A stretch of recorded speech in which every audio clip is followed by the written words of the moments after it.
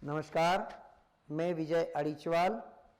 आज दीपोत्सव पर आप सभी को अग्रिम बधाइयाँ। आज हम दीपोत्सव पर्व पर कुछ विशेष बातें करेंगे। दीपोत्सव 5 दिनों के लिए मनाया जाता है। 3 दिन के लिए विशेष रूप से मनाया जाता है क्योंकि उसमें 3 दिन गोत्री रात्रि व्रत का उल्लेख भविष्य पुराण और स्कंद पुराण में है। भविष्य पुराण में एक बहुत बड़ा उल्लेख ये है कि जब राजा बलि को बामन भगवान ने पाताल लोक में भेज दिया था, तब उन्होंने एक ही याचना की थी कि प्रभु मुझे वर्ष में एक बार 3 दिन के लिए पृथ्वी का राज्य भी सौंपें। तब भगवान विष्णु ने कहा कि ठीक है, तुम 3 दिन पृथ्वी पर राज करोगे।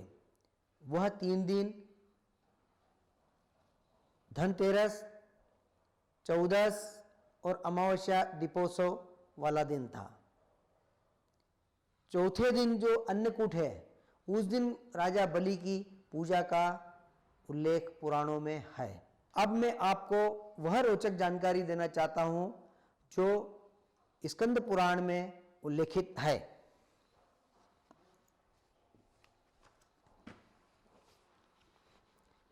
स्कंद पुराण के वैष्णव खंड कार्तिक मास महात्म्य में उल्लेख है कि राजा बलि ने भगवान से यह वर मांगा था कि मैंने छद्म से 52 रूप धारण करने वाले आपको भूमि दान दी है और आपने उसे 3 दिनों में 3 पगों द्वारा नाप लिया है।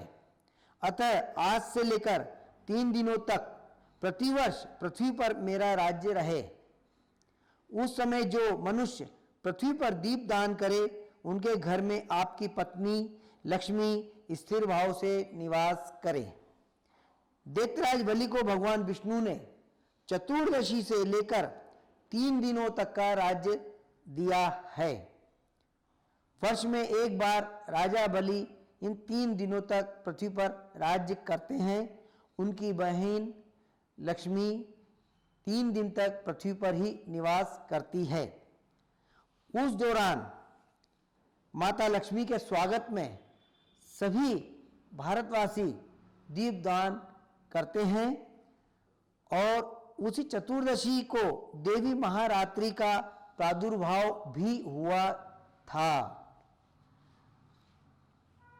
इन 3 दिनों में कमल के फूलों की जो व्यक्ति अपने घरों में शैया बनाते हैं, उसको और जो जावित्री, लवंग, इलायची और कपूर के साथ गाय के दूध को अच्छी तरह पकाकर उसमें आवश्यकता अनुसार शक्कर डालकर लड्डू का भोग महालक्ष्मी जी को अर्पण करता है, उनके घर पर महालक्ष्मी जी स्थिर भाव से निवास करती है।